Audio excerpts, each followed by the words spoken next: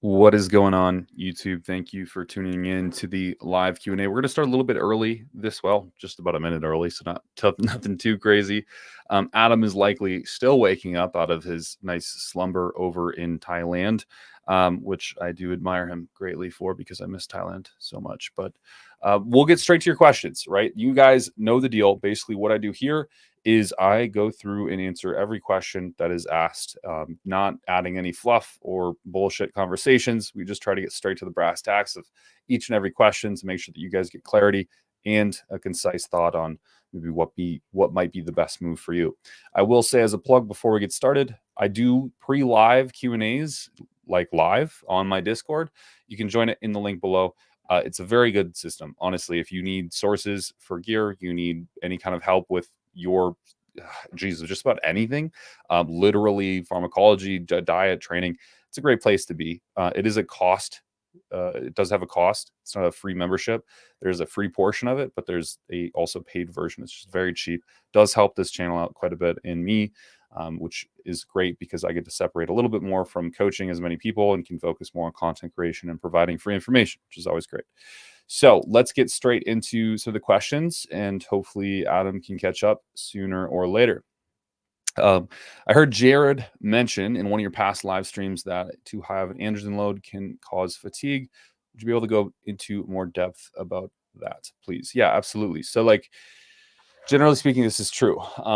And the reason it's true is because when you are on any form of like super physiological amounts of androgens, you are going to be causing a great deal of oxidative stress and cellular turnover. These two things rapidly cause a lot of issues within the human body. One of those things is just general fatigue, right? Especially with oxidative stress and like the neural cognitive system and especially the CNS, you just generate fatigue. Part of it is, of course, like due to the oxidative stresses I was talking about.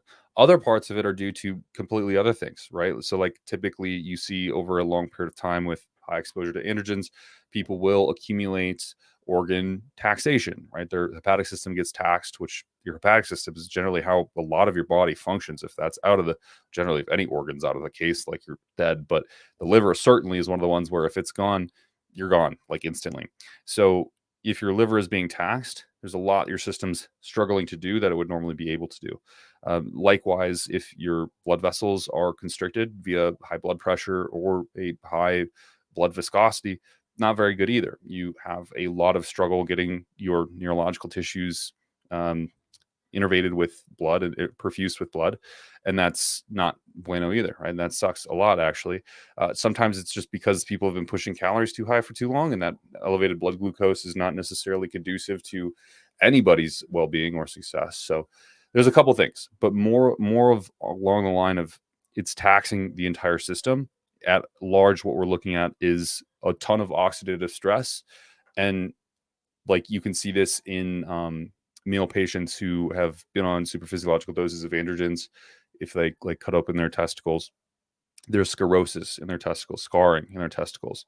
How would you get scarring? It's not like you're pinning your testicles. Well, it's because of the oxidative stress that is caused peripherally around the body, causing other issues elsewhere. This happens in the kidney, the liver, everything. Cirrhosis or scarring, basically. So yes, there is a lot to be said about oxidative stress causing general fatigue. The longer that you sustain a high inflammatory state and oxidative stress, the greater the taxation on your bodily system is just to function at baseline. Things become harder. You get brain fog. You have this sort of like abnormal weakness where it feels like you're overtrained, but no matter how much recovery you take or calories you consume, you can't recover. A lot of people have experienced this, but just haven't had the thought to like put their finger on it and what this is exactly causing. Now, if you use responsible doses of pharmacology, and so when Jared said this, before that, he was when he was in Thailand, he was on multiple grams worth of gear and like if I recall correctly, like 12 IUs of growth hormone and 50 IUs of Lantus while he was in Thailand. So it's Adam's here. So it's definitely something that it just as you continue to progress, it just racks up against you as you go. Like it just the oxidative stress becomes far too much to handle after a certain amount of time. So, hey Adam, Yo, what's up, man? Not too much. Do you have any input? Basically, what I said with this question, because it's actually a really good one, is I just talked about oxidative stress and like how, generally speaking, that just continues to climb as super physiological hormones continue to climb or sustain themselves. And then I also talked about like vasoconstriction and generally, like if you're in a pushing phase, like insulin resistance, some of these things can cause a lot of fatigue peripherally as well, on top of having a high androgen load. But maybe you have a different perspective. No, I agree with you. I mean, look at the question here, past streams to have androgen likely to cause fatigue. Yeah, I mean, any androgen load is going to cause fatigue, or rather oxidative stress to an extent. Obviously, the higher the dose, the longer the duration, the more this is going to be the case. But I mean, training also causes oxidative stress. So I think it's just about managing those variables. Like, for example, you can't blast forever. And that's why we have to have these phases where, I mean, I don't like calling it a health phase because, like, is it really? But let's call, for the sake of it, call it a health phase. While you have these health phases where you try to restore health markers, why if you are of a certain age or do have access to it, things like intravenous glutathione and stuff or NADP plus can be useful for some. But I think we discussed it a few live streams ago. Like, the research shows above 35, you're going to get more of a benefit from it. But theoretically, I think if you're a bodybuilder, using a high amount of PEDs, you could be beneficial to offset oxidative stress. But yeah, dude, it's relative to what you're using, how long, how much, etc. Yeah. Jose Ramirez, what can be taken to reduce progesterone if it is too high? This is a good question. So for me, actually, do you want to do the talking while I look up a graph? Yeah, well, typically it depends what the cause of the progesterone is. If you're running, I believe, correct me if I'm wrong, but if you use 19 noles on Angelo, that can increase progesterone. That's correct. So usually I would look at that, and then also in combination, again, correct me if I'm wrong, there's a relationship between prolactin and progesterone, if I'm not mistaken. Yes. That's why typically, usually when I see someone come to me and their progesterone is like severely elevated, it's usually they've been running like DECA or something like that. High doses really haven't been controlling prolactin as well. So usually I would look at the 19, or maybe if prolactin is also high, use something like Cabecer, or simply reduce the dosage of the 19 nor. I don't know. I can't try to remember if there was a specific drug which actually reduces progesterone specifically when in isolation, but most of the time I'm just bringing the 19 nor down. Yeah. And there is, so I finally got this fucking thing pulled up. There's this like one graph from one study that I remembered that I wanted to pull up, and it basically shows the pathway of steroidogenesis and how basically what are the inhibitors, right? So I'll pull it up right now so we can kind of look over it. But basically what you're looking at is, you can see everything's kind of derived from cholesterol. Then you have pregnenolone, and then you have progesterone. So what you're looking at basically inhibiting is the enzyme 3-beta hydroxysteroid dehydrogenase, which is pretty specific and hard to actually eliminate. So generally speaking, this compound mitotane, I've never even fucking heard of, so I wouldn't say like, oh, just go out crazy and do this. But generally speaking, you might have too high of a progesterone from, elevated pregnenolone, and that might be from supplementing with it or some other particular reasons, right? Another issue is that these serum tests don't differentiate oftentimes between 17 alpha progesterone. So it's like testing for cortisol is great, but you only get one piece of the puzzle. You don't get cortisol's metabolites, which are oftentimes more physiologically active than cortisol itself, so on and so forth. So yeah, that's about as deep as I can go. Basically, there's probably a better graph out there somewhere. I know there is, but I can't find it right now. So I hope that helps. That's about as good as I can get with that one. Generally speaking, though, yeah, like Adam said, I think it's more relative to the compounds you're taking. Yeah, I mean, I'm trying to find a here. I remember probably like 6 or 7 years ago, I actually ran into a case where I had basically a client where we tried to find it was a selective progesterone receptor modulator, like a SERM, but for progesterone. I remember it was specifically in South Africa, and we did actually find. I'm just trying to find the name of it. I'm looking through articles now for SPRMs, but if I do find the name, I'll drop in the chat. But that typically, if you can't lower progesterone by basically changing your protocol, is what I would look into. I just need to actually remember the name. But yeah, sorry, dude. Yeah, we'll try to be a bit more specific for you. wasn't super conclusive, but hopefully it's better. I'm sure Colton will have more depth and explanation on cabergoline. Oh, is used to reduce both, but well, there you go. Sebastian, thank you. It's I mean, I just typically recommend staying away from caber just because it is related to dopamine function, and that's just not some shit you want to fuck with, to be honest with you. Yeah, I'm pretty sure caber also has a strong correlation, or there's a high percentage that you can get cardiac issues with it as well. The side effects are wild if you look at caber. So it's really is like if you really truly need it for a short period of time, like don't be taking 19 Nors and fucking cruising on caber year round. Yeah, I have come across that. Yeah. Thoughts on the new long-acting GH? Yeah, I've read a couple studies. Look, it doesn't seem to be any less effective. But the problem with it is that we use most of the time we're using growth hormone contextually. So for instance, like in a fasted state, we're injecting it to create more lipolytic response by usually like an intramuscular injection before an hour or two before activity. We're injecting it before bed to sort of match with our normal diurnal pulsatile secretion of growth hormone. And we're trying to maximize it in context of time. When you're taking it as a long-acting compound, it sounds really beneficial, but you also lose controllability. It's the same reason that like Humalog can be more beneficial in a lot of situations compared to Lantus, even though what we're looking at is generally like a drug that's administered over a longer period of time, which gives you an increased exposure to the drug. The amplitude of the drug released at any one given moment is much less. So just like with Lantus, if I inject 50 IUs, it's not like those 50 IUs hit me right away. It's that they trickle out across the day. When I inject 50 IUs of Humalog, like I'm fucked because that hits me right away. I got nothing else to do. And the same can be said here. It's like, is the physiological changes that a human is experiencing from growth hormone relevant to the dose amplitude that's taken at the bedtime window or in the morning window, or is it just the total exposure throughout the day? Unsure. That's the one thing we don't know. I mean, in what we do see is in children, it's just as effective, but that's a different use case. They're talking about like bone and architectural growth, not necessarily like muscular adaptation, which is a bit different. I feel like. I don't know, Adam, if you have any thoughts. No, I agree with that too. Like, I think with most drugs, you do want to somewhat control the action time. Now, that's why like we don't like super long testosterone. Like, I really don't advise using andecanoate. And I would say the same thing with growth hormone. Obviously, too short is an issue. Like, you don't be using test suspension. That would be really painful and inefficient. But the same thing, you would want to control the half-life. And my concern, correct, would be with super long ester stuff like that. In fact, going on a slight different tangent, I had an issue where recently I was actually experimenting with the GLP-1 agonists. And as you all know, the half-life is like over a week on some of them.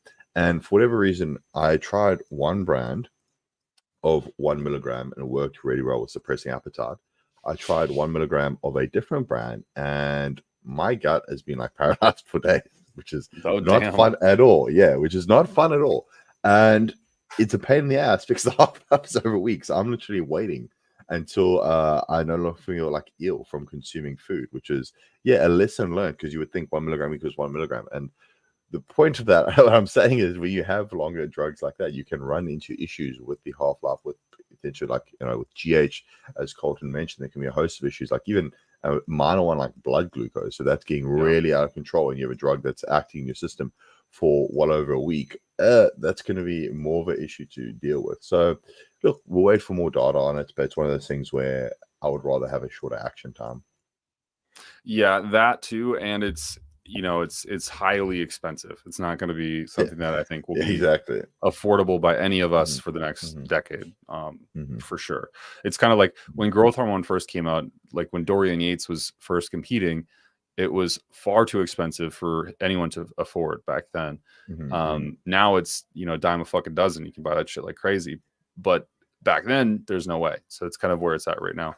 I would say you should just hedge your bets on buying more normal growth hormone and stock the fuck up all you can. Maybe they'll go on sale when that long version comes out. I don't know. It's the same thing with like the nasal formulations of testosterone. That sounded like a great application for, you know, any kind of physical sport, but it just doesn't play out the same. You don't get that same like adrenergic response and like adrenaline rush that you would get via an injection of, let's just say, like test suspension or trend suspension. So yeah. Okay, Atlas Shrugged. What is it about Primo structurally that causes it causes it to mild side effects compared to other AAS? I don't think it's I don't think it has mild side effects compared to other AAS, honestly. Like in my experience running all these different compounds, as long as you do it intellectually, you don't run into issues. I've seen Primo cause more hair loss in people like Adam than Mastron. I've seen Primo cause more blood viscosity issues than Equipoise. I've seen Primo cause hella fucking issues for suppressed estrogen in a lot of different people. So I wouldn't say that it has mild side effects. I'd say that's just like any other compound. The thing is that it's just estrogen neutral. So it's perceived as it's less side effect burdened. But if you were to take Mastron, does that mean you get more side effects from Mastron? No, it's kind of uniquely the same thing. Same thing with Equipoise. I mean, you're going to have generally the same experience. Yeah, I agree with you there too. I think you can make the argument maybe people perceive it as more mild is correct. It doesn't convert to estradiol, so you don't get estrogenic related issues. It doesn't raise prolactin, so you don't get prolactin related issues. And it's not as neurotoxic as an anti-Nor. So potentially that's another reason there too, that you're not going to get, well, I mean, my understanding is all steroids to some extent have a level of neurotoxicity, and obviously the dose and duration affect that, but it's not going to be as detrimental, make you as brain dead as blasting trendy around. So in that case, yeah, could we consider it mild? But as Colvin said, like, what is the dosage? What side effects do you experience? Like I said, I get hair loss from that. I have a client who takes 500 milligrams of testosterone and 50 milligrams of Primo, and his estradiol was like on the low end of the reference range. If he took 200 milligrams of Primo weekly, his estradiol would be crushed, and it would be pretty significant side effects.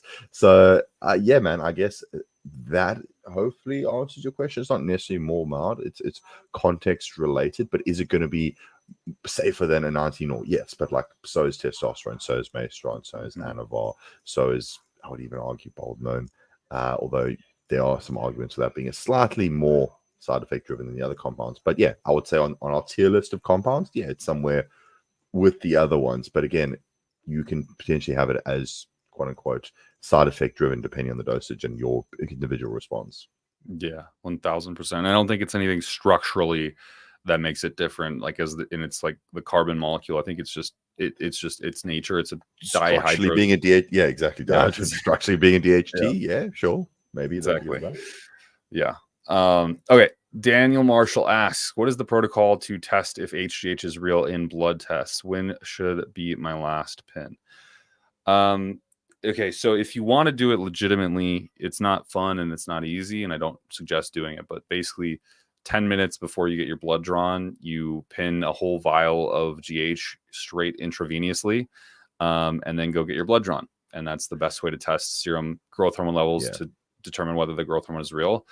Alternatively, I've seen it work just as well in a lot of cases as someone injects intramuscularly before they go to the lab. About ideally an hour later, they get their labs pulled, and usually you'll see an elevated growth hormone.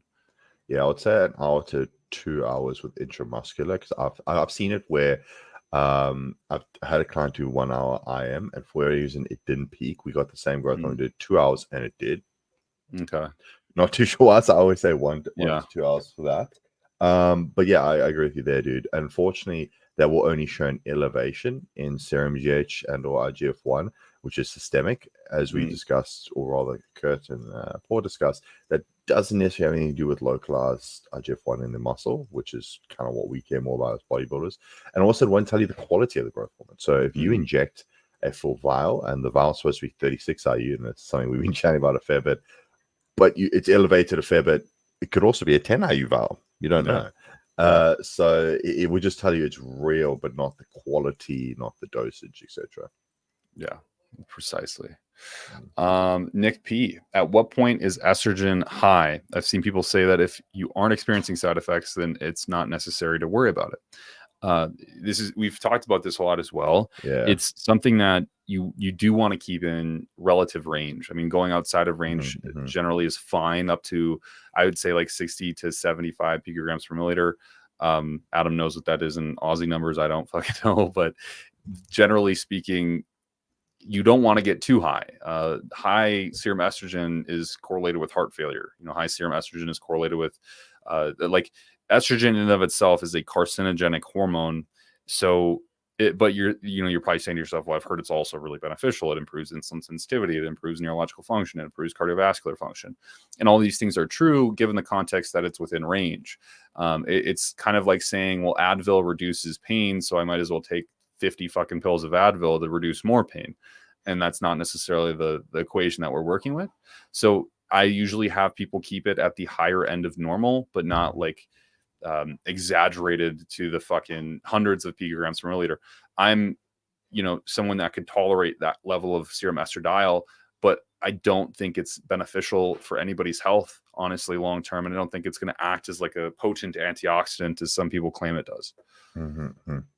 Yeah, I have to agree there. I believe the reference range for Australia is in picomoles per liter, where I think it is for males.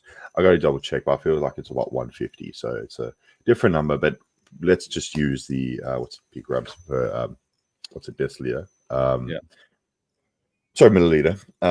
It's deciliters testosterone. Same but thing. I would agree there too, where like typically for most individuals, if I were to give a number, 60, 70, if they're not experiencing estrogenic side effects, the top of the reference range is 40.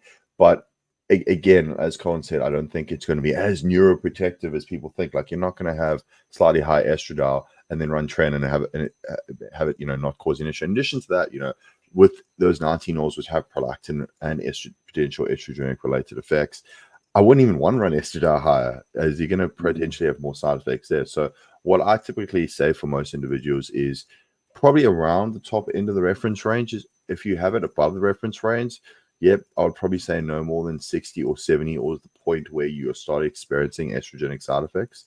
So with most individuals that does lie in that range, but I definitely wouldn't be someone who's like letting it run to, 120, 150 above, but seeing like, I don't experience estrogenic side effects. Like, I've had it with clients where they don't at least tangibly think they're experiencing estrogenic side effects, where estradiol is higher, but then, along the lines, their acne is getting worse, something which they haven't necessarily noticed. So you may not notice a lot of the estrogenic side effects immediately, depending on how, they manifest in you, but they could still be there. That's something to, be concerned with. Like, guys just, it's the equivalent to guys going like, oh, I haven't got my blood work in 8 months, but I feel fine. Like, there could be a lot of shit going on there. And that's I guess that would be my caution with running estradiol higher, but saying you feel fine, because unfortunately, how you feel is not always the most accurate or objective measure. So that's why I just say top the that's why we have these reference ranges. Like,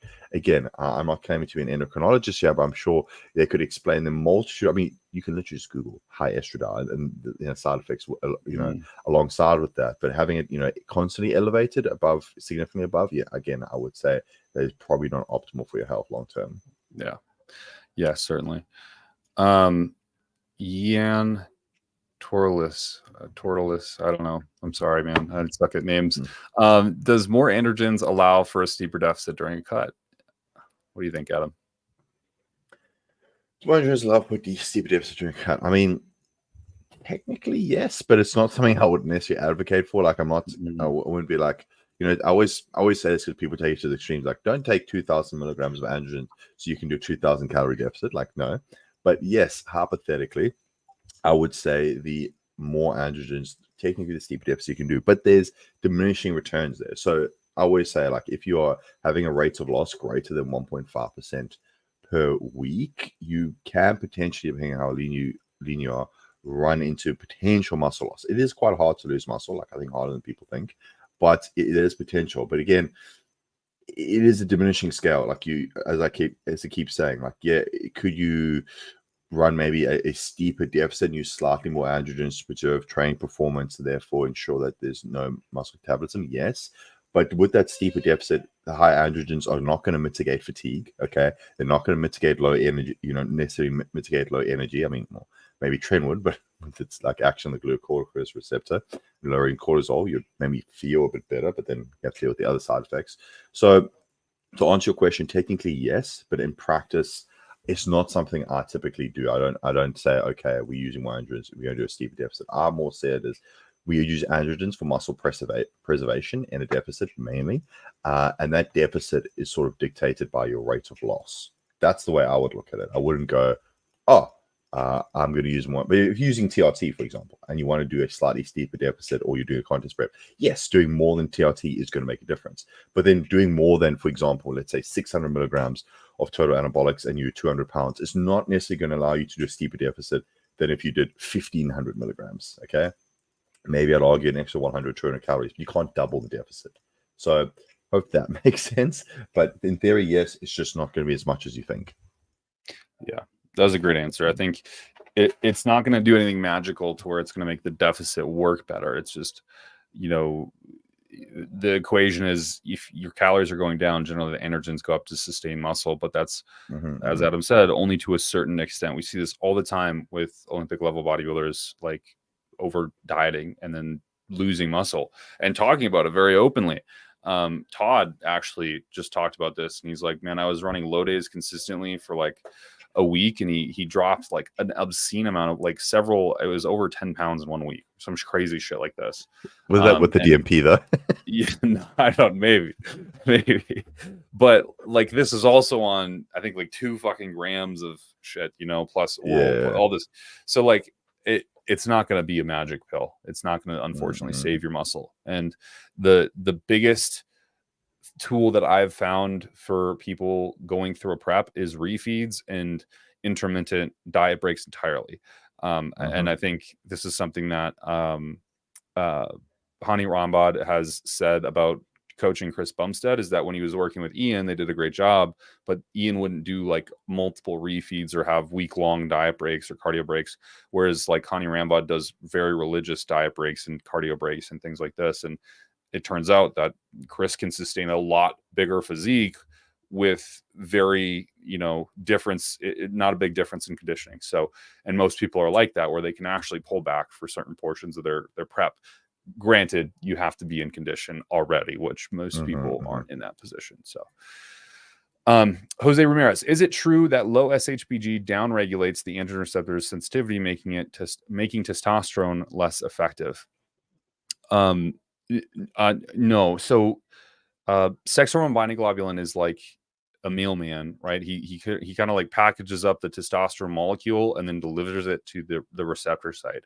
So it doesn't necessarily downregulate, from my knowledge, the androgen receptor sensitivity, but rather it just makes the testosterone less transportable, even though that, like, in theory, you still increase testosterone dose, you still get a subsequent effect, even as sex hormone binding globulin goes down. So I hope that helps. I know it's not there's not really a whole lot to sex hormone binding globulin to be said, honestly. People make it a lot more than it really seems. But yeah, I do think people debate though. I think it's more so relevant if you are like not enhanced, or rather like, I hate to say it's like half now, when you're running like a bit of HGH and like Cloven and shit like that, you're not using exogenous testosterone, then I would concern. But then people are actually trying to drive SHBG down to increase total free increase free testosterone. But as we've seen from a lot of lab work with guys using DHTs and things like that, which lowers SHBG, they're not necessarily, okay, this is a very anecdotal response, but they're not growing less, because again, it's also the total testosterone which is important, not necessarily just how much of it is being transported. So yeah, my understanding too is it doesn't necessarily downregulate androgen receptor sensitivity. And then on top of that, if you were concerned about that, you can design your protocol to not lower SHBG, or use things like L-carnitine. Although I don't know, I'm still skeptical on the data there with it increasing like the number of androgen receptors. I'm just like, I don't think it makes it a tangible difference as much as we think it does. Maybe I'm wrong. Hope I'm wrong. I would love to use shitloads of L-carnitine and get a lot of androgen receptor sensitivity from that. But yeah, I think with the jury's still out on that. Yeah. Yeah. I mean, you could take things like Eki steroids and those increase HGH, but I don't think it's an effective conversation. I don't think it has any real correlation to results as far as, look, and I say this a lot in my videos. There is a lot of coaches who like to postulate and speculate and talk about what they see in studies and mechanism and all of these things.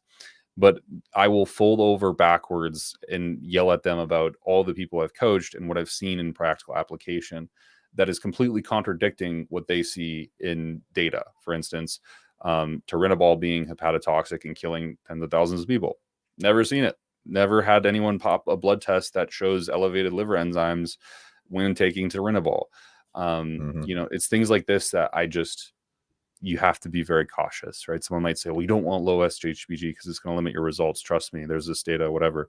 I have not seen that personally. I've seen people actually make the best results in their entire life on single digit shbg. So then we had the same discussion with testosterone too, where we have athletes which we know sitting on the lower end of the reference range, like natural athletes, but these guys are like, Olympic level athletes. These guys are high level sportsmen.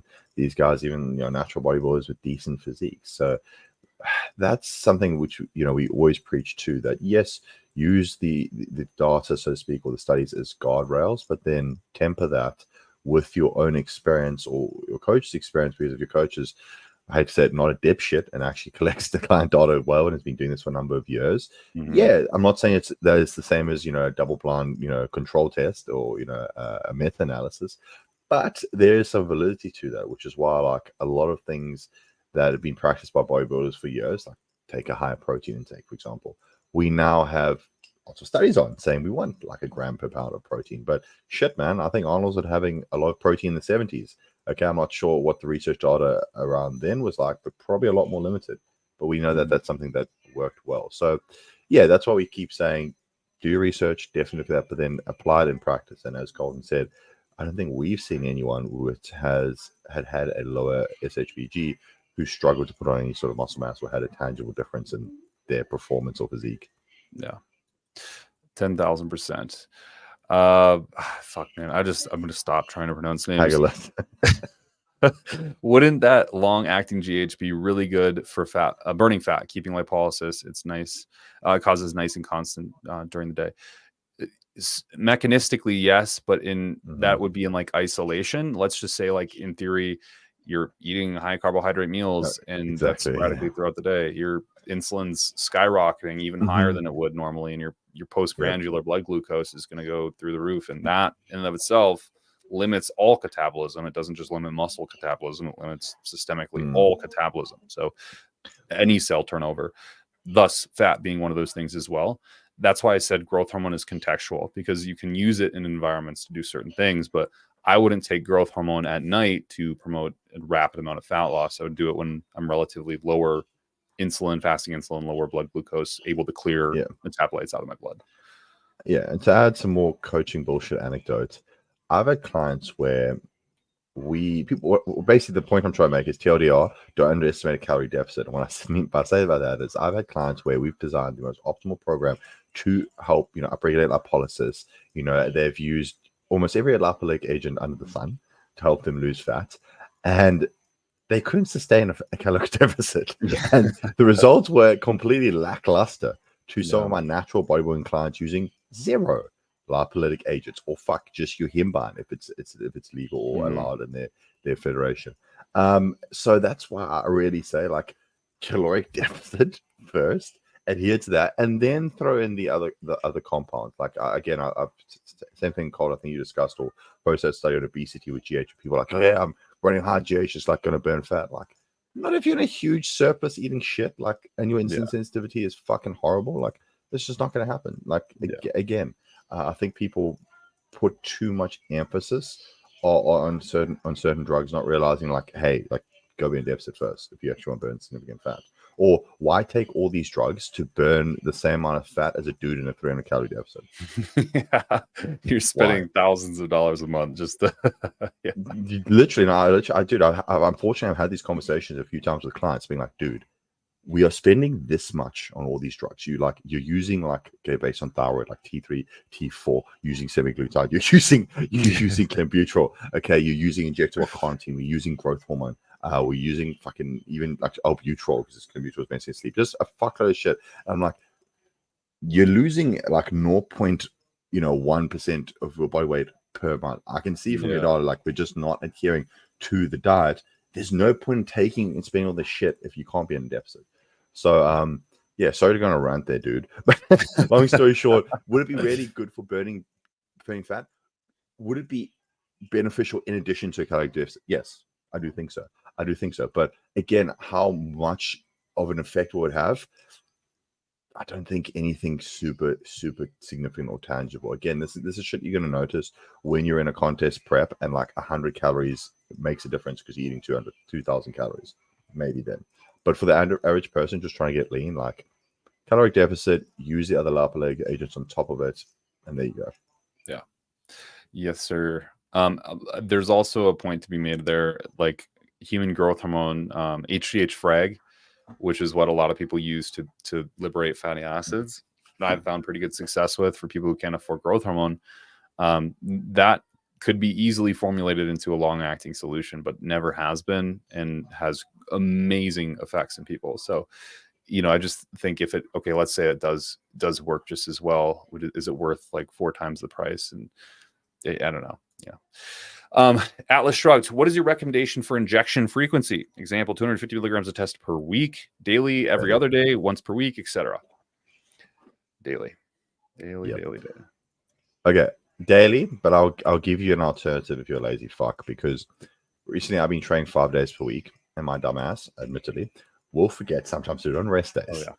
Oh, yeah. So I will preach daily, but sometimes I end up doing it just on training days, and with 5 days a week at a lower dose of testosterone, I can maintain good serum levels of estradiol. So in theory, it's still going to be better to do it daily. But if you're running maybe a lower dose and you're doing it just on your training days, maybe 5 days, 6 days a week, and you see on your blood work your serum estradiol still within range, you know other side effects, you could get away with a slightly lesser dosing frequency, which could just be your training days. Okay, that is a slight alternative, but don't be me, just fucking do it daily. Okay, it's going to be better. Yeah. Look, I have notoriously bad with injections. So like I am the lazy fuck that Adam's talking about. I do once weekly, if that. I've had this sitting here for a fat minute, just, not doing it. And it's not because I don't want to. It's just that I literally, like, by the time I get to it, it's like fucking, almost 8 p.m. at night. And I'm like, oh, I'm tired of shit. And I just go to bed. And then it's like, wake up the next morning, start working. And, I forget it. But so monkey see, monkey do is not the right thing here. You definitely want to do daily if you can manage it with your schedule. That's usually what I tell people. Yeah, what I typically tell people is what helps me remember is I literally do it pre-workout, and there's more thinking behind that too. Is the idea is, especially in the lower body, if you're training legs or something like that, you're getting blood flow to the area. Okay, you're less likely to get post-injection pain or any hard nodules or anything like that forming. Typically, when I see guys, they're like, "Oh, I got do a subcutaneous injection and it's like cause a hard nodule," or either you're doing a shitload of fluid or volume, in which I don't think subcutaneous would be appropriate, or you're like doing a subcutaneous injection and then like going to bed or just sitting down for extended period of time. I find that usually causes, you to get nodules or enhanced scar tissue or something on those lines. So I try to do it pre-workout. For 1 hour, remember, it's just part of my workout routine. And 2, you're getting blood flow to the area or just systemically, so you're more likely to have a smoother, time with those injections. So yeah, try just associated with that, and you should remember it more often. It's a good one. Shay Harlow, what are some of the biggest mistakes you and Adam have made in your bodybuilding careers, and what can we learn from them to keep progressing as steadily as possible? Boy, that's a fucking great question. I didn't move to Thailand sooner. That's huge, number one. I would have fucking moved to Thailand instantly. I can honestly say, like, the beginning of my career, and I think it's just inevitable, everyone's going to do this, but it's just like trying every fucking compound for no particular reason, just like wanting to experiment. I was running DHB. I would try we talked about like methyltren, like different things like that, just thinking like there was a magic pill that was going to make me look like an IFBB pro, and there never was anything that was. It was just always the fucking basics that worked the best.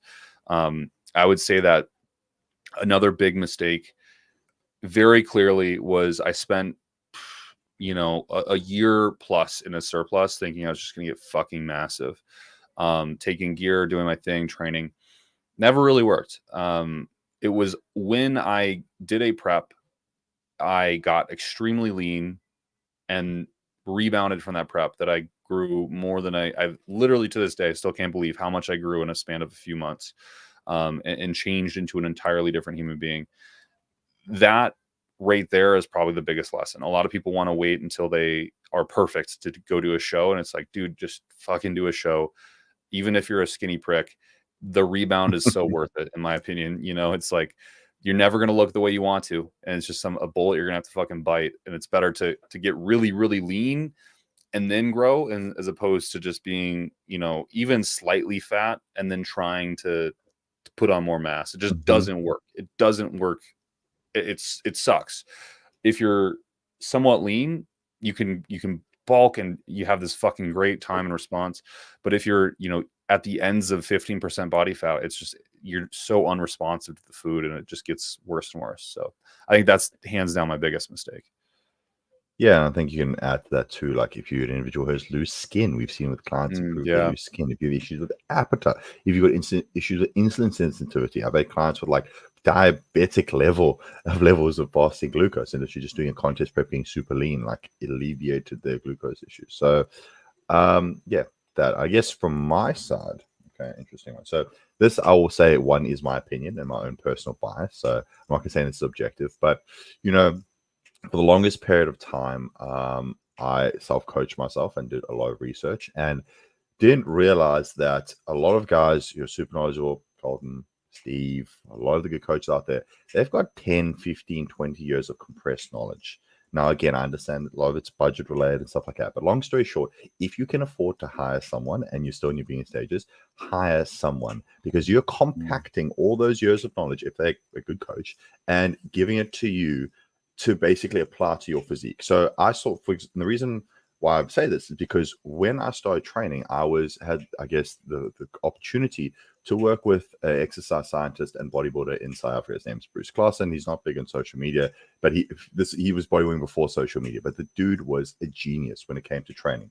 Lo and behold, training is probably one of the areas. Okay, obviously we do everything here, pharmacology, nutrition, but lo and behold, training is one of my greater interest areas and one of the areas which I think I hold a greater level of knowledge in, simply because I was starting from a much, a more rapid base of knowledge and using, Bruce, thank you to him, to basically expand my knowledge back in there and got a lot of the fundamentals right from the beginning. So I wasn't that guy trying to figure out progressive overload for 5 years. I wasn't that guy trying to work out like total volume, and train intensity. I was doing that from the beginning. And I saw a much greater change in my physique to guys that I've coached or guys I've spoken to who don't even get the fundamentals right. Like they talk about pharmacology and shit like that, and they genuinely don't understand how to train. I'll go to the gym, bro, and I just train hard. And I go by feel. Yeah, that works for Ronnie Coleman and a lot of other guys. But like I would say is either do a shitload of research yourself, okay, which unfortunately most people aren't willing to do. I mean, you guys watching it, you guys probably do. Like, I appreciate your questions. I appreciate you do this. So you guys are probably the exception to the rule. But most people either don't have the time or just don't have the expertise. That's okay. Not everyone's a research scientist. Not everyone understands how to interpret and apply data. But if you have the means and you can, it doesn't have to be a coach. It can be a really knowledgeable friend. Try just leverage those sources around you because they're going to help you not make a lot of mistakes in the beginning. Like the amount of people who don't fucking train hard enough or progressively overload is like wild to me.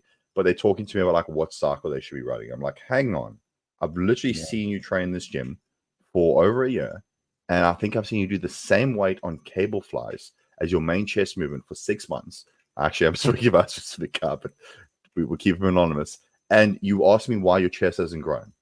I clearly can see you don't understand the fundamentals yet. It doesn't matter if you're taking 500 tests and 500 deca, which I thought was horrible. But anyway, so again, long story short is make sure you truly understand the fundamentals, either through your own extensive research and application of that. And it takes time. It takes time.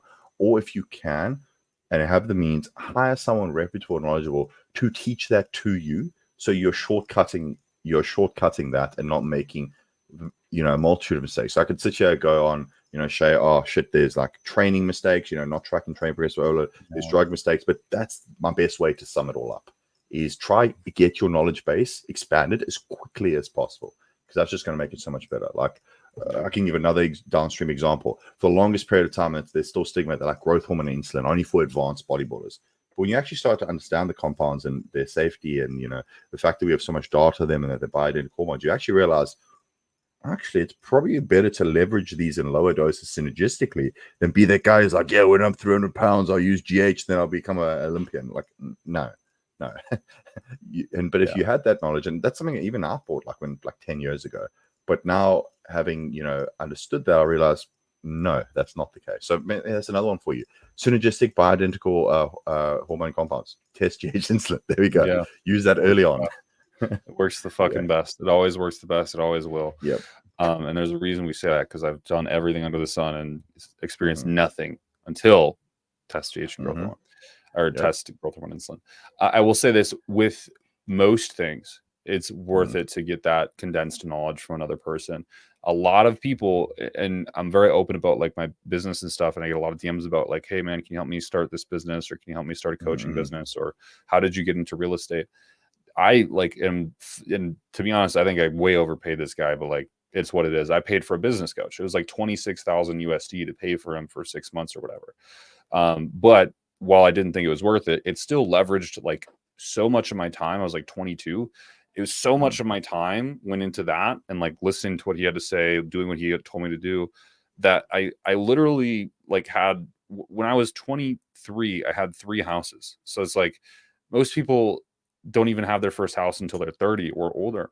And so this in any situation, it's like if I was younger, man, I would be spending every penny into not education in a sense, but like paying people who've done what I want to do, and like just having them like run me through the fucking ropes and like show me how this shit works. Because at the end of the day, it's gonna be so much. Yeah, like Adam said, you're getting all that condensed information, and then you're taking that person's 20 years of experience, and then you're building off their experience. And so now you have 30 years worth of experience that took you 10 years to build, which is awesome.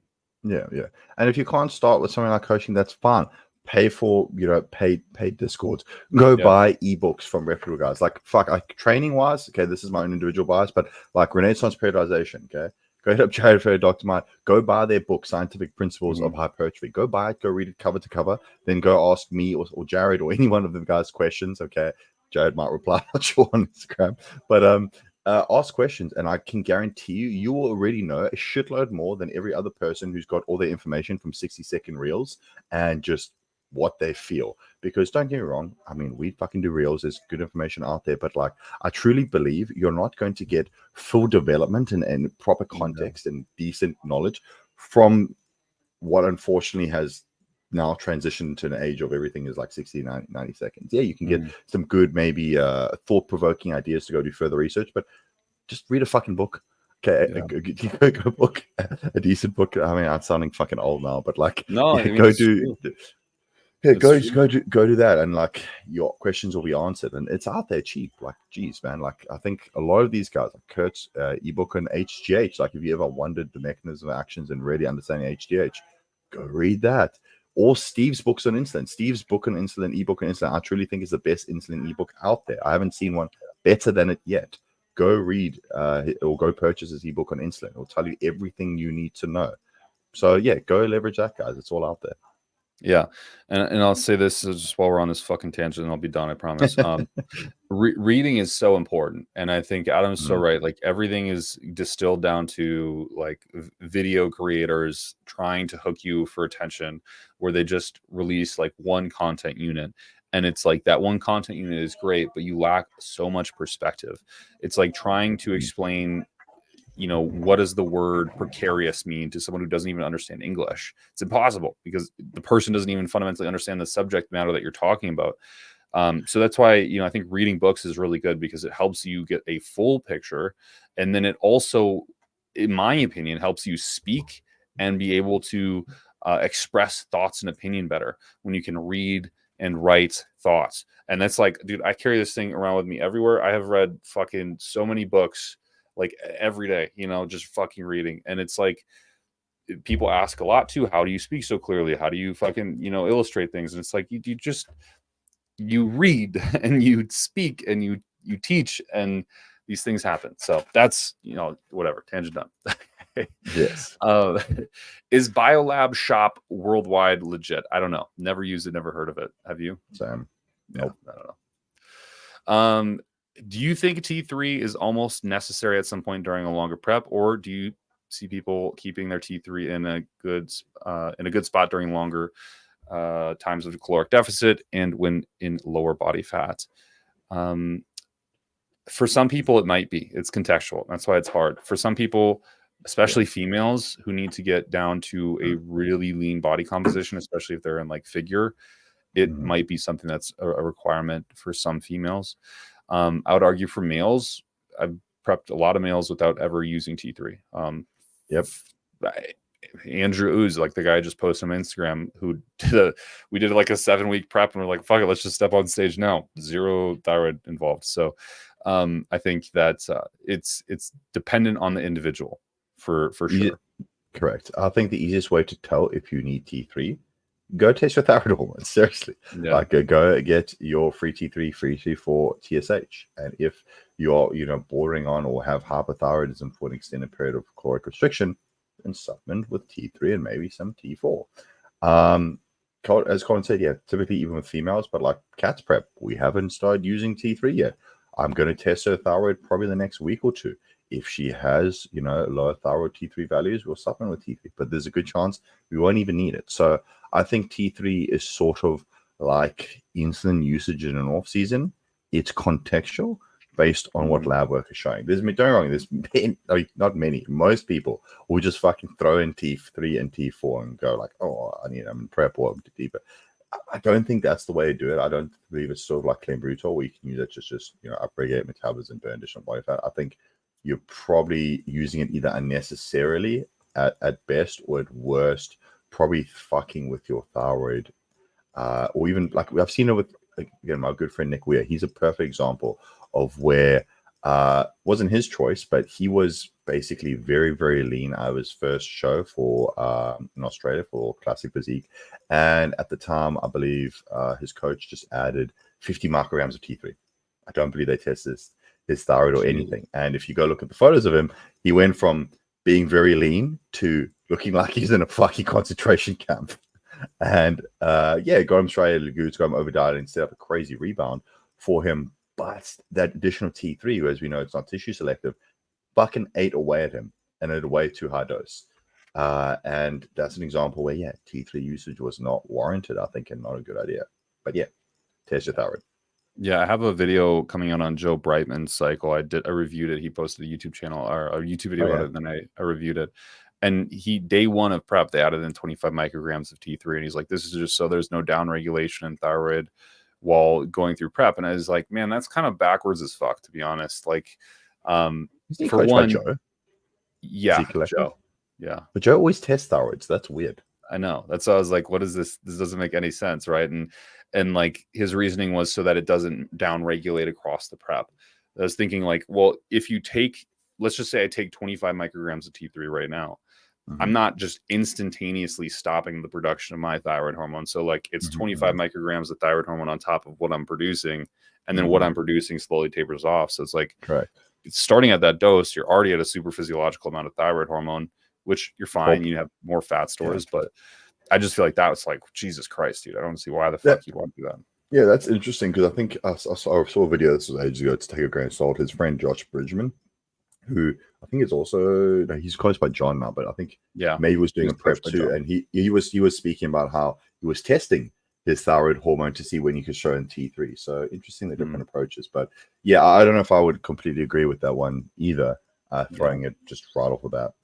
It's kind of crazy. 12.5 micrograms, I think, is an HRT dose. Yeah, 12.5 micrograms is the replacement dose, not 25. I don't know where people got the fucking 25 from. Because the pill starts at 25. That's like crazy, dude. Like you ever test your thyroid at 25? It's fucking radical, dude.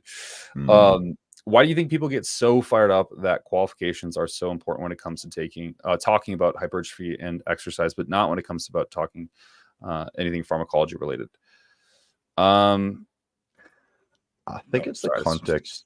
I think for me personally, it's the context when it's given. For example, I'm not sitting here with everything that I'm saying going, this is 100% objective, this is fact. I think it depends on how it's delivered. So, unfortunately, a lot of on social media, it's become about who can raise the most controversy or who can take the most extreme stance, which polarizes other people and then causes debate. And then usually it's like, no, you're wrong, or I'm right because of these qualifications. And that's where I think people get fired up, not necessarily of where you do or don't have qualifications. Don't get me wrong. I'm not sitting here telling you how to cure cancer. Like I've literally seen certain posters certain coaches post about. Okay, there's a guy I've been seeing social media, Colton. You know him. You were coached by him. He's literally posting about like how to like help with cancer, and I'm just like, fuck off, dude. I think that's far too far out of your wheelhouse. Yeah. And I think it's because it depends how the information is presented. So neither Colton nor I sit here going, this is 100% objective fact. This is the only way to do it. This is truth. No. I think it's because it's how people approach it. Where people are saying, "Oh, if you don't only do length and partials, you're fucking missing out. You're not going to grow as much." And you're like, "Look at the fucking 30 years of bodybuilding when people are doing all sorts of weird shit and being getting to become mass monsters." So I think it's more so about the stance people take. That's my opinion on it. But I do agree that yeah, qualifications can give you a level of credibility. I think, Colton, your degrees in science, I believe. Sorry, I fucking always forget. But that allows you to understand, mechanisms, actions that maybe a layman would, or someone maybe not educated in that field would take a longer time to understand. So there's credibility there. But as we've seen from guys like Vigorous Steve and a lot of guys who don't necessarily have qualifications directly in the area, these guys are geniuses what they understand because the information is there. It's how you are able to, interpret it and analyze it. So I think it's just how people present themselves. Like, certain guys are just really confrontational and just dickheads. And when it comes like that, then it's like, oh, I'm right because I have this degree. But like, what are you saying? Yeah, dude, that's so right. That's so fucking true. With training, it seems like it's very combative, and people are always like, this is the only way to do it. And then the other person says, this guy's entirely wrong. He's been doing it wrong. This is the only way to do it. And pharmacology is more like, well, it kind of all works, but you just have to be smart about it and not as combative directly, which there is some combativeness, right? Like you have the who's the Nandrolone only guy? I don't even fucking remember his name. Are you talking about Tyann Clark? Yeah, Tyann Clark versus someone like another coach who doesn't believe in Nandrolone only. And like that's a very combative conversation between those two because he's objectively saying Nandrolone's the best. Don't fuck around with any of this other shit.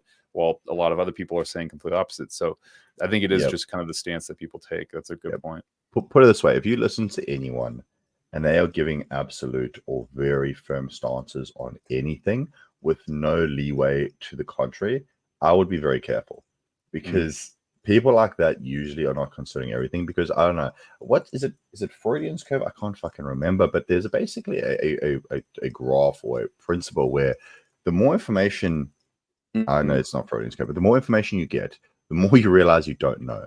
And you get a lot of people who basically Colin, you probably Google what this fucking graph is called, but you get a lot of people who get a little bit of information enough to be dangerous and they think they're top of the curve. And then as you become more educated, the Dunning-Kruger effect. Sorry. That's it. There we go, Dunning-Kruger effect. You realize, oh my fuck, there's so much I don't know, and there's so many variables about. I've spoken to Jared at length about training, and there's just so much we are unsure about.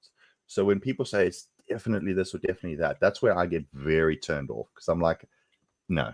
And especially also with pharmacology too, we're learning new shit all the time. Like we knew primo, reduced levels of estradiol. There was only a study published, was it this year or last year, where they were looking at like different fungi growth and they were looking at the metabolites in primobolan, where we saw it basically function as an AR. Like that took a while to come up, but we knew that previously. So yeah, man, I just think that people are looking for clicks, because what's the biggest currency of today? It's attention, right? So if you can draw more attention by whatever it means, being a dickhead, doing all sorts of shit, like, I mean, man, it kills us on our stuff. We even put in hooks and stuff. One, because we try and make it entertaining, but also because, like, to get people to actually listen to stuff that's half decent, you have to put in such a shiny package, because otherwise, you just click off. The attention spans are so short. And then this is me just going on another rant, but yeah, I think people we're in an age of attention seeking, or attention being the main currency, and that just garners attention, being combative. Yeah, it does. It works so fucking well. Yeah, it's interesting. The videos that do the best of mine are thumbnails where it's like, this is a disaster, or so and so's ending their life, or it's never the ones where it's like full breakdown of HRT protocol that could change your life, you know, and no one fucking clicks on that shit. So Yeah. And I hate to say it, people like drama. You know, people are going to click on a video about like how you see it all the time, right? A certain person will review or critique another person's video, and it's like this fucking human centipede of people just shitting on each other about critiquing each other's videos. And the truth is, when you actually probably pick it apart, there's probably elements of each of them where they are correct. There's an element where they're correct, and there's probably an element which is gray, and maybe an element which is wrong. And if you actually had some, you know, I guess more free thinking or longer discourse where you actually really pick things apart, you'd probably be like, oh, well, we can discern that this is correct, and maybe this we're unsure of, and maybe that you can take with a grain of salt. But instead, we get a video where it's like, this is fucking terrible.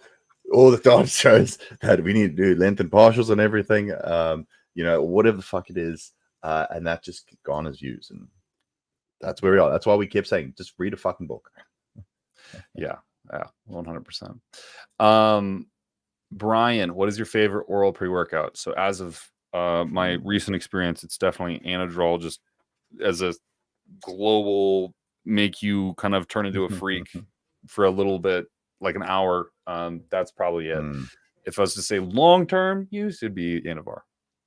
Yeah, it depends what you're going for. Like, ask me how you ask me this question. Ask me this question as a bro, and I'm not going to give a fuck about your health markers. Dude, methyl trend's wild. I've quite enjoyed that. But like, you know, is it something that I would advise you? No, don't do that. If it's something that you can take somewhat sustainably, potentially somewhat long term, like sublingual anabol, turinabol, I'm a big fan of that. If you're just looking for, as Colton said, just like massive workout performance and roll, you know, again, methyl trenbolone. Yeah, that's the way to go. Oh, fuck, I love Anadrol. Okay. Sebastian, when people talk about genetic response to gear, what factors actually play into how much you grow? How different are different AAS in the sense that you might have zero response to one and blow up with another? No, I think personally, it's a global response. Always have a similar mechanism of action. If you're going to grow like a freak of test, you're probably going to grow off a freak of anything. Yes, there might be a slight difference where, like, you know, example, Paul Barnett talks about how he gets anxiety from nandrolone. So there might be a different propensity for side effects. But generally, in my experience and what I've seen, if you are hyper responder to one anabolic, you're going to hyper respond to everything. And it's also, maybe not necessarily your response to antibiotics, but also your ability to just put on tissue. Rodney Coleman spoke about turning IFBB Pro, okay, as a natural. Yeah, I don't understand if people understand how fucking wild that is. Which I believe him. Like, he's I like believe it. I believe it. Yeah. I fucking believe it. You know, I've had friends who've turned men's physique pro naturally, and they got crazy genetics, but like to turn open bodybuilding naturally pro, what the fuck? I think Kai Green also was similar. So yeah, I think it's more so genetic response to muscle growth and extent to anabolics in general. But I think it's not going to be, you're not, put it this way, I don't know if this is what you're asking, but if you're hoping you're going to find some compound and you're like, oh, that's what I genetically respond to, it was trend all along. Like, no, I'm sorry, bro. I'm sorry. You're not gonna, I don't get me wrong. I definitely tried everything to be like, I tried everything once to see if something works. No, it's all the same, unfortunately. I don't think they do anything inherently different for like one singular person. I mean, I will say, like Adam said, there are different side effects express themselves in different ways for people. So like if a guy is more lengthy, like he might do a lot better in the gym with more water retention, more, you know, like excess weight put on by something like nandrolone or something like, you know, higher dose testosterone. But for most people, the benefit is just the benefit, and it's not like anyone responds differently to the overall gear. I mean, the main mechanism of action that will indicate how effective gear will be for you is likely your androgen receptor density, and that's, you know, predicted at birth. Like, they're not even, it's conception. Like, your genetics align, and you have certain amounts of androgen receptors defined, and that's it. And I think that's more of a causal factor as to like who's going to be the best responder versus not. And then things like, you could go into myostatin, which I've talked about on this channel before, and like how there's different variations in alleles that dictate the metabolism of myostatin and all that stuff. But I don't think there's anything that's like that particular about genetic response. I think it's just literally the androgen receptor density, and where regionally that androgen receptor density is too, actually, because you could have someone who has regional density in their prostate, and then they get fucking nuked prostate from running high doses a year. That's a real thing. Other people have density in their fucking muscle bellies. That's just what it is. Did anyone else get invited to the peer review long form GH versus regular dose? Unfortunately not. I'll apply to be a test subject. Yeah, I'll test. I'll do a 5-year long data analysis on that motherfucker for sure. Have you stacked GH with frag on anyone? I've actually not. I've not personally done it myself. No, just use I'd more be curious. GH. Yeah, that's if they're gonna. It's a good point. If they have GH on hand, there's almost virtually no reason that I wouldn't just have them use GH. Even if they had GH on hand and they only had, let's just say, like 3 IUs, I would still have them like move that to the morning window and do an intramuscular injection. Yep. A bodybuilder shops Thailand seems to be like a unique video. Sure is. I've done one actually. I have a grocery shopping video. I think Adam has one on Instagram too. I do. Seth Cardos, is there any point? Sorry, I was just checking out his picture. Is there any point of carb cycling if you're already on T3, since the main purposes is to apparently bump up thyroid activity on high days? Yeah, Adam, you can go with this one. Okay. So unfortunately, there's a couple of assumptions here which are not totally correct. So is there any point of carb cycling if you're already on T3? So carb cycling and T3 are not necessarily interlinked in the sense that what are we using it for? So the point of carb cycling, there's a multitude of points. One is to somehow help preserve insulin sensitivity, or rather slow its down regulation if you're in a surplus phase. Remember, there's different, purposes of carb cycling, whether you're in a surplus or deficit. So if you look at a surplus phase, it's to basically help preserve insulin sensitivity by pulling back carbohydrates on rest days where arguably we need less carbohydrate load, and basically stack carbohydrates on training days where we need a better, we need to be more full of muscle glycogen or glucose to facilitate training and recovery from that. Okay. And also, we do it so we can have a caloric surplus, but then again, prioritize it more on training. Because if you had like a straight caloric surplus, you could argue that you would probably see a faster degradation of insulin sensitivity as you push calories up. And also you could argue maybe a less of a training impact if, let's say, you are biasing carbohydrates on a rest day where you could just eat more carbs and use some insulin on a training day. So there's that in a surplus. But given that you talk about T3, I'm guessing you talk about a deficit. In a caloric deficit, we're using those hard days for multiple reasons. One, restore muscle glycogen, as like a refeed to help preserve training performance so we can keep as much muscle on as possible. In addition to that, there is some evidence that having those high days will intermittently slowly spike metabolism and slow down its regulation. Now, we know that it's not going to be like, oh, I have a high day, my metabolism is like firing. It's going to, completely reverse the dieting. No, we know that a period of, prolonged caloric restriction will result in, metabolic downregulation as you physically become a smaller human being, which is why you have to constantly adjust that deficit. You can't just be like, oh, 500 calorie deficit, I'm going to get like shred off this. No, that's why you have to adjust it. And having that hard day there preserves training performance and also slows down that downregulation, even so slightly. And having T3 there should be is if you're on a period of long caloric restriction and you've seen your thyroid downregulate, and your free T3 level is low enough that you need to supplement with it.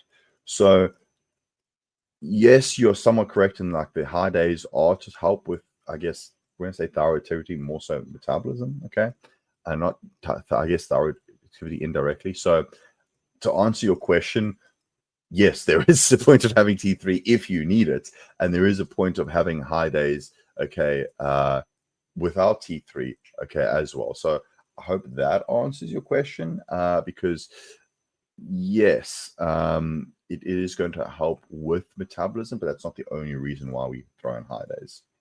Colin, if I missed anything? That's precisely right. There's like several mechanisms I could explain. One, like Adam said, you're using it to refill glycogen that's been lost, which is highly conservative for muscle tissue. You're increasing fasting insulin, highly conservative for muscle tissue. You're also intermittently and prolonged getting a boost in training performance, which conserves muscle tissue. And then even on top of all of this, you get a greater thermogenic effect from eating carbohydrate than you do, for example, like fats. And so if you eat an abundance of carbohydrates, you can wash off some of the diet fatigue and hunger, but still, momentarily mitigate some of the any slowing of fat loss or postponing fat loss. So there's a lot of benefits. It's not really related to T3 entirely, as much as it is the whole picture. And it's more, I would say that I'm not using refeeds as much for metabolism upregulation. It's more directly to sustain performance in the gym, honestly. I have to agree there too. I think the people back in the day would be like, "Oh, I'm gonna get a cheat." Well, it actually wasn't a refeed day. I was like, "Gotta have a cheat day, spark metabolism." And we know that you literally require multiple high days in a row to act, or multiple. Basically, you need to reverse out or be in a caloric surplus to actually reverse that metabolic downregulation or that effect of prolonged dieting. We actually found out that like a one refeed day doesn't do shit, which is why things like diet breaks or even like multiple refeed days can be more beneficial if you are lean enough and need them. But as Colton was saying, I think the primary purpose is to maintain and drive frame performance. Like I've seen so many guys who, well, fuck, I've had guys come to me and like, yeah, coach is good on me on a straight deficit, no low or high days. It's just low the entire time. Why do I feel like shit? Why is this prep so hard? And I'm just like, wow, okay. Well, we need those high days more so for training performance. And you'll find that as long as the average caloric deficit is the same, so let's say you got two people, they're both in a 500 calorie deficit. One person's got just a straight 500 calorie deficit every day, and the other person is carbohydrate cycling with higher days where maybe the deficit is low or even at maintenance, and then low days where it's really low. The person with the carbohydrate cycling model, I can guarantee you, is going to have better training outcomes along that prep and probably conserve more muscle mass, and also psychologically just have a better time because you have those higher caloric days, which made you be able to stick to the diet longer, may reduce diet fatigue in the sense that you don't feel like you're always dieting, okay, and just have a more successful prep. So yeah, we could go on about the reasons for that. I mean, shit, I think Paul, even you, Colton, did a whole video on why you would want a carbohydrate cycle. So look into that, and then you'd understand more of the reasoning behind that. How many lady boys have we banged over there in Thailand? Absolutely zero. They bang me. Okay, don't discriminate. The wrong way around. We're not on top. What are you talking about? Thoughts about doing a cruise on HCG while recovering blood markers from the last blast of HCG to recover faster instead of test? No. I think he's saying like he's going to get off of. I'm a bit confused. Thoughts of doing a cruise on HCG? Do you mean that's the thing, HCG only or HCG and other compounds? So cruising on HCG while recovering blood markers from last blast, comma. HCG, to recover faster. Yeah. Well, test is not going to make you recover. It's you're gonna shut off your HPTX or pituitary gland, and like as we all know, test is not PCT. and you don't like the cruise idea on HCG. Like I don't think the concept, I see what you're going with, but like exogenous testosterone isn't the bad guy. It's not gonna your health markers aren't gonna recover faster because you're not injecting testosterone. You just need to be at a physiologically normal testosterone. So doing that exogenously isn't going to be any worse than doing HCG or any better. I would argue that actually doing HCG might be worse because you have less controllable results and sustainable results where testosterone is very controllable and calculated. So that's my 2 cents if I'm understanding the question correctly. Yeah, as Colin said, like HGH is a fertility drug used to recover endogenous testosterone supply. If you're looking to recover your endogenous testosterone, yes, a fertility protocol is probably what you're looking at. HGH, maybe a bit of Clomid, Nolvadex as a SERM to assist if required. Again, HMG, your recombinant LH, FSH, it's going to depend what your fertility markers, FSH, LH, are looking like, what you're running, how long, etc. But if you want to restore endogenous testosterone, go with that route. If you're just looking to improve health markers like the broad spectrum health marker, lipid levels, cardiac markers, etc., and you're looking to bodybuild long term and put on muscle mass, probably a TRT testosterone dose I think would be better. Yeah, I agree. Where did you guys get this knowledge from? Any resources for beginner researchers to build knowledge on PEDs and other? Geez, man, it is impossible Like, to. it's a Years of reading and listening and reading and listening. I had a yeah. picture on my Instagram a while ago. This is years ago, but Mhm, what I would do is I'd print off every study I wanted to read about anything: pharmacology, exercise science, dieting, nutrition, all this stuff. mhm, I mhm, had a stack of papers probably this high of just like single printed papers. And I would go through and I'd just highlight and read every them. And then I would make post-it notes. And then I'd write on those mhm, post-it notes a keyword that had a definition on the back so I could remember all the keywords. mhm, And it was like, mhm, I'm pretty fucking retarded. So I had to like go through this shit multiple times to learn it. mhm, And then on mhm, top of that, it's like, then I'm also went to school. Adam was right. I went to school for getting my degree in science and nutrition. On top of that, which taught me how to research, I then mhm, followed Steve from day one. Like when Steve was just posted his first video on YouTube, I was in his Facebook group mhm. and like talked to him very regularly, learned everything I could. You know, as much as he's kind of become a non-factor now. Fuck, what is his name? I already forgot. Broderick Chavez. Like I was in his private Yeah. group and spoke to him several Mhm. times. So there's like, Team you Evil know, GSP. yes, Team Evil Mhm, GSP. And I was like doing consultation calls with these guys when I was like mhm, fucking 19, 20 years old, like literally. mhm, mhm. And then on top of that, just accumulating my own research and reading. And if I saw something that was interesting, I read it. And I took a lot of effort to take notes every time I read something because that's how you assimilate information, taking notes. And that's it, man. That's it. The best way I can summarize this is the good shit sticks. So if you are Mhm. interested on a specific topic, it shouldn't be hard for you to learn. Just go out and read and research. Like just do the hard stuff. Yeah. Yeah, this is a tough question, but I'll try to summarize as best I can. And I'm going to plug people in no particular order with no affinity, but I want to say with all these people, realize that not everyone is right about everything. Mhm. Us, everyone included, there's always going to be people who get, everyone is getting things wrong as research changes. We better understand this. So what I'm going to say is try and read everyone's shit that's worth reading, and then come up with your own conclusions based off that. It's like a study, right? It only gives us an indication of something maybe correlates or something in direction. Usually it's not super definitive. So I would say, as Colton mentioned, go buy all of Steve's ebooks, okay? Go read them cover to cover multiple times, okay? That's a Mhm. good example. Project Chavez, go listen to his live streams. Go join Team Evil Yeah. GSP. Um, Yeah. Joe the Zeke Collector. I can't say I personally look at a lot of stuff, but I've heard very good things from Jared.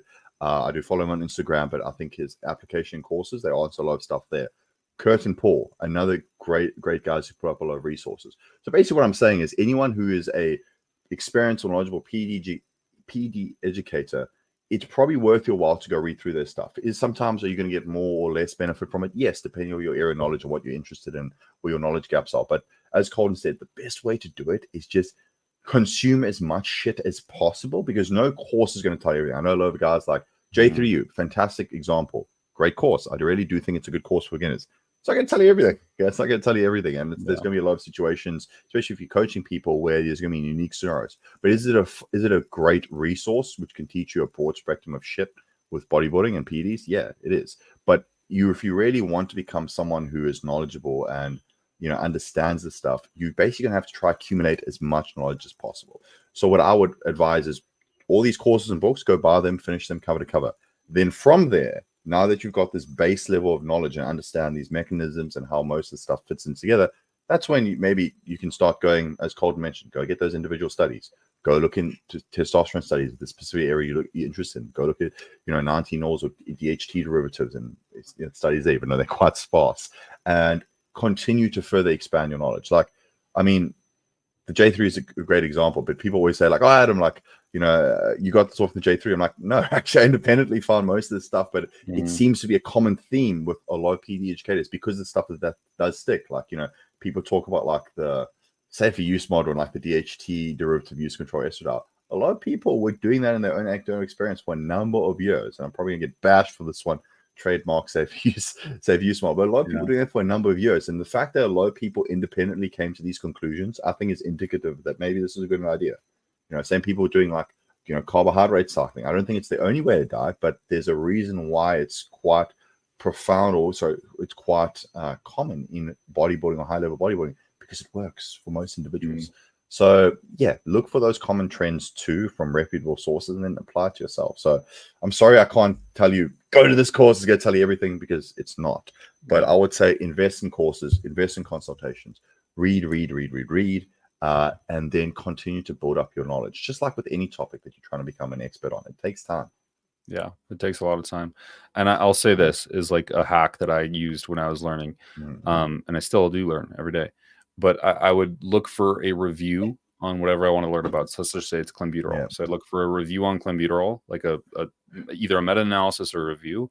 I'd read through that review, but I would take notes of all the citations, because the review cites all of the studies that it's using to write the whole review. So let's say it's a review on the the deleterious effects of clenbuterol on athletes' hearts. Then they're going to have 100 citations in that one review. Go through each of those fucking citations, and guess what? On each of those studies, and all of this is in the same stream of information. On all of those studies, they're going to have citations, which are still down the same stream. And you could go endlessly through all the citations all the way back into 1950 and find information on clenbuterol. So if you can go as far as reading the review, go to the citations, read the citations. And if you just go that one level, you'll probably know more than most people, even in pharmacology, like would know in actual like scientific application. So, yeah. Okay. So, how much does GH exacerbate cancer growth? My father passed away from liver cancer and he was quite young. Would you say it's best to steer clear? Or are there detrimental effects overplayed? dude. It's a tough one. I'm not telling you it's okay to run growth hormone. Okay. First of all, I'm not telling you you're not going to get cancer. I don't know. But what growth hormone does is, yes, if you have, the key word is already have cancer cells, it will exacerbate the cancer cell growth. If you do not have cancer cells, it will not exacerbate growth because they're not there. It doesn't cause directly cancer. Like it's not going to be like growth hormone is acting as a carcinogen, but it is going to continue to make the cancer that you do have much worse. So anything pre-existing. But so the problem is, right, I've looked into this too. I'm sure you've gone. You can go get your cancer markers checked, but the problem with my understanding, this was I was told by, I can't remember who's a doctor that I consult with, but basically my understanding is that with a lot of the cancer, at least the blood work testing, you can get a lot of false positives, which can freak out a lot of people, which is why my understanding for cancer markers, the best is actually a full body MRI. But to get a doctor to give you a fucking full body MRI can be very difficult and very expensive. I mean, I tried it in Australia. They looked at me like I was fucking crazy. Because I wanted to get a full body MRI. And it was like insanely expensive too, because usually when they quote for an MRI, it's like, okay, we're going to MRI like a certain part of your body. My understanding, you just go in the whole machine. I thought it was the same, but whatever. But long story short, is my understanding that an MRI is going to be more accurate for checking growths, tumors, or cancers. Again, this is probably best spoken with an actual medical professional. But if I was you, if I had any family history of cancer, which it seems like you do, I would be getting checked on a yearly basis. So I would be going to my doctor and say, hey, can you check my tumor markers, my PSA, whatever blood markers are relevant to cancer, and then potentially getting organ imaging too. Then whether you want to use GH or not, I don't know, man. That is a difficult decision, because you've now potentially shown a genetic proclivity to developing cancer, okay? Which means that even if you may not have anything now, if you ever develop anything in the future, it would exacerbate or accelerate that growth. Can I tell you how much they accelerate by? No, I've got no fucking idea. I can't tell you. It's going to double the growth, triple growth. We got no idea, okay? It can be based on a multitude of variables. How much shit you're using, the type of cancer, etc., etc. All I would say is, if I were you, I would personally be getting checked very regularly. And then also assess, like, what do you want to get out of GH? Because, like, look at your risk profile. Some people are like, I want to get to Olympia. I don't give a fuck. I'm going to take whatever. Yeah. Or you're someone who just like, I want to be a bodybuilder. I don't even want to compete. I just want to look good. In which case, I would seriously think about, like, well, do you want to accelerate potential cancer to be a bit bigger? Probably not, dude. Probably not. I can't make that decision for you. But I would just be very, very careful around that. Like any client, you know, if a client, I mean, I had a well, it was a potential client. Unfortunately, I told him I wouldn't work with him, but he had a genetic condition where his aorta was basically had a limited capacity, or that was my understanding. And he was trying to put your super physiological dose of testosterone.